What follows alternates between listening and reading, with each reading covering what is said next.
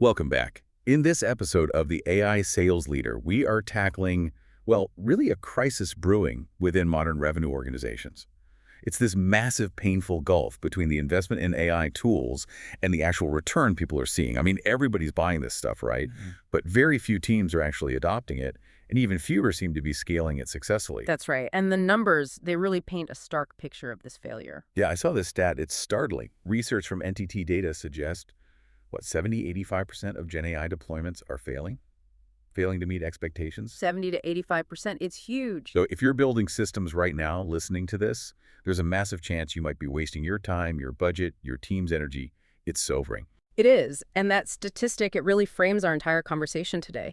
The core problem, like you said, isn't really whether the technology can work. It can. It's powerful.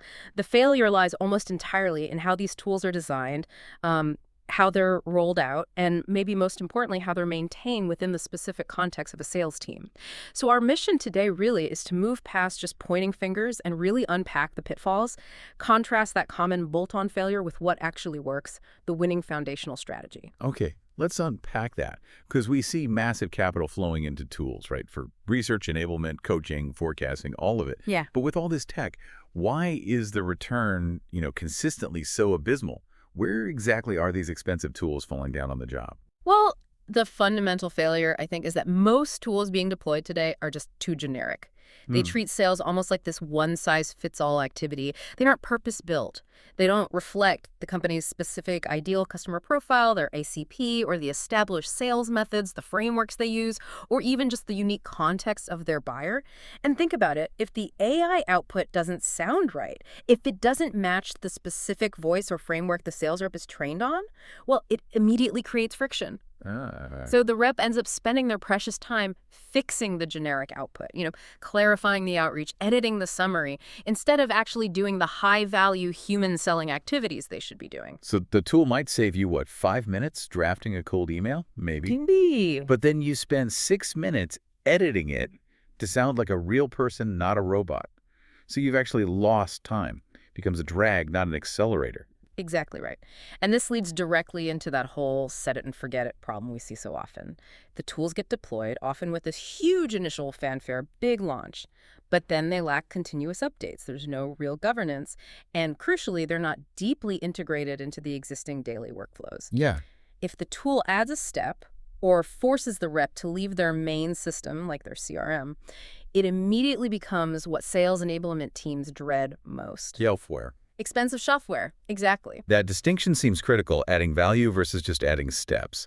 It feels like AI just cannot be a bolt-on product. If it's optional, it's doomed. It has to be foundational, woven into the go-to-market, the GTM strategy. It needs to be an expectation, part of the process, not just another suggestion or tab to click. Otherwise, you're just creating more work and, frankly, more noise for already busy reps. Precisely. More noise. Now, let's shift a bit and talk about the human cost here. Because this lack of successful, reliable adoption, it creates consequences beyond just the budget sheet, right? It hits the whole sales org. What specific impact does this kind of failure have on the daily lives of, say, SDRs, account executives, and ultimately the revenue leaders trying to make sense of it all? Oh, the impact is corrosive, really, because it drains two critical resources at the same time, time and trust. Look at the SDRs first. Their time is just evaporated cleaning up those generic AI outputs we talked about. And this is a huge problem when you look at the data. Salesforce reported reps already spend, 65% of their time on non-selling tasks? It's astonishing. 65%, wow. Yeah, and poor generic AI just makes that worse. It compounds the burden, driving that non-selling time even higher. Okay, so that's the SDRs drowning in busy work. What about the AEs, the closers? For account executives, the result is often inconsistency and, frankly, stalled deals. If the AI insights they're getting, maybe it's a battle card or a discovery question suggestion, if it doesn't align perfectly with their established sales framework, well, their discovery tends to stay surface level. They stop trusting the data from the tool. They start skipping that step. They work around it. They work around it. And that leads directly to unpredictable revenue and often longer sales cycles because the foundation wasn't properly laid. And then for the revenue leaders, they're just watching their big investments crater. We saw that staggering CIO dive statistic about companies pulling the plug. Yeah, that shift is dramatic. CIO Dive reporting that 42% of companies scrapped most of their AI projects in 2025. That's a massive leap from just 17% the year before. Huge jump. Leaders are definitely reacting to pressure, often from the board, to show results. And when the ROI isn't clear, or worse, negative, the projects get cut. Makes sense on one level. But hold on, doesn't that rapid decision-making, cutting a failed project quickly, doesn't that actually indicate leaders are being savvy, maybe fiscally responsible, rather than just being resistant to change? Why do we automatically classify that high scrap rate as a failure? That's a really great question, because it forces us to look beyond just the immediate P&L impact. Here's the fascinating and kind of scary part: the hidden long-term cost. It's the creation of what I call scar tissue within the organization. So scar tissue. Yeah. Poor rollouts condition teams to distrust future change, even if the next system, the next initiative, is actually excellent. Every failed implementation burns operational goodwill. It burns trust. So when reps and their managers lose faith in new systems, when they just assume the next new tool will also be shelfware, the organization fundamentally loses its ability to scale any future transformation effectively. You're essentially trading an immediate failure for long-term paralysis. They become cynical. That makes perfect sense. You can't drive change if the entire team is rolling their eyes before you even start. So if leaders understand the stakes and those stats prove they must see the problem, why is it so difficult to close that gap, to stop generating this scar tissue? It really begs the question, what are the core organizational struggles? What's preventing them from fixing this? The fixes are consistently blocked by, I'd say, 3 root issues, and crucially, they are organizational failures, not really technological ones. What's the first one? First is misaligned strategy. Too often, leaders start with the tool. They get excited by shiny features, maybe what a competitor is using, instead of starting with the desired, measurable outcome. They aren't asking the fundamental questions. What specific, defined problem are we actually trying to solve here? How does solving this problem align with our overall GTM strategy? And critically, how will we measure success? How will we prove the ROI? If that ROI measurement isn't baked in from the absolute start, the project is basically dead on arrival. Right. Start with the why and the how we'll know, not the what. Okay, what's the second root issue? The second one is the adoption killer: workflow friction and poor design. As we've touched on, the AI gets bolted on, which almost always means it adds steps instead of removing them.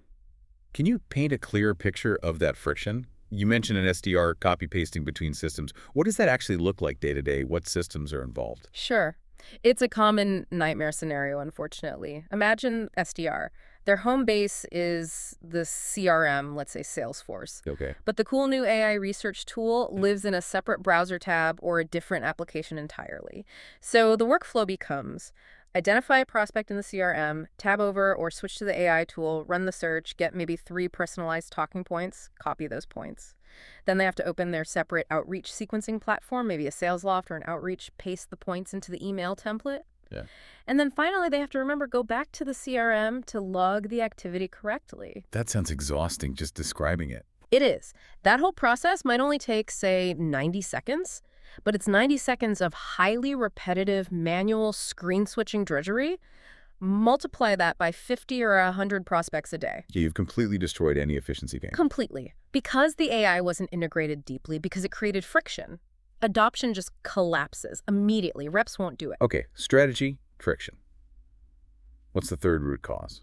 The third is a lack of clear ownership and ongoing governance. It's often this breakdown. IT might deploy the tool initially, get it installed, but then sales leadership doesn't ensure the data integrity needed to actually fuel the AI properly over time. Garbage in, garbage out, right?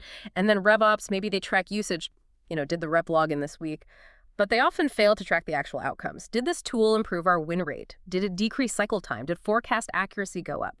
Without those strong feedback loops, without managers coaching to the tool effectively, without clear system maintenance, these potentially powerful systems degrade back into being generic, untrusted tools very, very quickly. That really hammers home the point. Fixing this gap requires leadership, intentional design, process alignment, much more than just buying the next shiny AI tool. Absolutely. It's systemic. Okay, here's where I want us to pivot, because this is where it gets really interesting, I think. You've laid out the failures, the friction, the scar tissue. It's pretty bleak. Now, let's paint the contrast. Let's focus entirely on the solution side. What does successful, good AI actually look like when it's done right, when it's truly foundational, integrated into the whole sales system? How do we build that? Yes. This is the crucial part. Good starts with a fundamental mindset shift. You have to stop treating AI like an experiment or an add-on. You start treating it as core foundational infrastructure, like the operating system for your GTM motion. The primary goal has to be eliminating noise for your reps, not adding more tabs or clicks. Okay, eliminate noise, not add tabs. Yeah. I like that. So for the frontline folks, the SDRs, the AEs, Yeah. what are the practical, tangible wins when AI is built this way? Oh, the wins are immense. The AI should be built into their existing workflow, proactively serving up context right where they work. It should handle the repetitive, high-volume tasks that historically just bogged them down. Things like initial prospect research, identifying real-time intent signals, maybe drafting the first 80% of a highly personalized outreach email, accurately summarizing call notes instantly, and automatically updating the CRM records. Those things that reps hate doing and often forget. Okay, so if the AI handles all that grunt work, basically, the role of the human rep, it must shift pretty dramatically, right? What are they freed up to do? What are those high-value tasks only a human can really nail? Exactly. They are freed up to focus purely on the sophisticated human elements of the deal. They move from just transactional activity checking boxes to truly strategic engagement. That means things like diagnosing complex, nuanced business problems that the AI can't surface, building real commercial urgency with the buyer, not just feature dumping, navigating the internal politics and managing multiple stakeholders within the target account, and of course, strategically advancing deals that require that bespoke human-to-human negotiation and creativity. When AI handles the volume and the basics, the human focuses entirely on the value and the complexity. That makes sense. The AI sets the stage. The human delivers the performance. A good way to put it. And what about for the revenue leaders? What's the win for them when this is implemented foundationally? What does good look like from their perspective?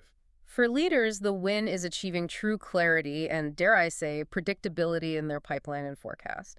When they design the system correctly, they design for outcomes, not just usage. This is key. They have to move away from those vanity metrics like how many reps logged in this week. Right, the logins don't pay the bills. Exactly. They shift to measuring the things that actually matter.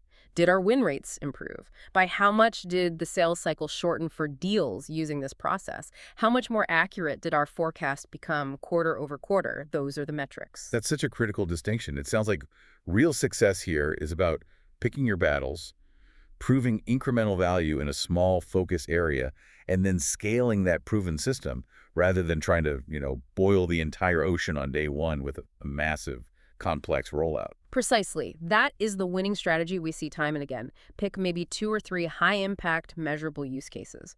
For example, better discovery preparation for AEs, or maybe faster, more accurate call summaries that feed into coaching. Prove the measurable ROI on those specific use cases first. Get the win, build the trust, and then scale that success predictably across the wider organization. Don't try to deploy a full suite of 20 features simultaneously. It overwhelms everyone and guarantees failure. Okay, so let's tie this all together for the listener right now. When all these different layers actually align, you've got reps trusting and actively using the embedded AI outputs because it helps them. You've got managers coaching effectively to the system, not around it, and you have leaders ensuring the tools genuinely align with the core GTM strategy. What's the payoff? What's the transformation look like? The transformation becomes exponential. It really does. Your pipeline gets cleaner, much cleaner, because the leads are being qualified and prioritized by a tailored intelligence system, not just gut feel. Deals start closing with far greater predictability because the process is consistent and informed by data. And maybe most importantly for leadership, forecasts become trusted strategic resources, not just hopeful guesswork submitted at the last minute. That's the dream, isn't it? Trusted forecasts. It is, and that's the ultimate conclusion here. The companies that are really winning this AI transformation, they aren't just buying the latest tools off the shelf. They're deliberately investing time and resources in designing holistic foundational systems. Systems built around enhancing human capabilities and achieving measurable business outcomes. That is the absolute critical mindset shift required. So that's the entire playbook summarized right there, isn't it? AI has to be designed deeply into existing workflows. It must be measured rigorously by outcomes, not just activity. And it absolutely has to be treated as foundational infrastructure to the entire go-to-market strategy. And the leaders, the companies who get this right today, they aren't just getting a little bit ahead. They are genuinely pulling away from the competition. It feels like a fundamental divergence point. It is, and that strategic advantage, that divergence, it brings us right back to the role of the individual seller in this new world. Because if AI successfully handles that volume game, The generic research, the basic outreach cadences, the surface level qualification filtering. That imposes both a major constraint and a major opportunity on every single sales professional out there. It really does. And building on where the source material inevitably points next, you really have to consider this thought. If AI masters the volume game, the SDR's role, in particular, must fundamentally shift. It has Yeah. to evolve from being primarily activity first, Hmm. just send 100 emails a day, make 50 calls, to being truly precision first. Yeah. That demands a massive change in skill set, in competency, in organizational structure, and especially in coaching across the entire sales organization. That's the powerful, maybe slightly uncomfortable change every sales professional really needs to be thinking about and preparing for right now. Yeah. The bar for meaningful human interaction in sales just got significantly higher. Absolutely. We encourage you, the listener, to apply this foundational knowledge to your own strategy. Start thinking about how you can design precise, outcome-driven systems today. Thanks for joining us for this episode of the AI Sales Leader.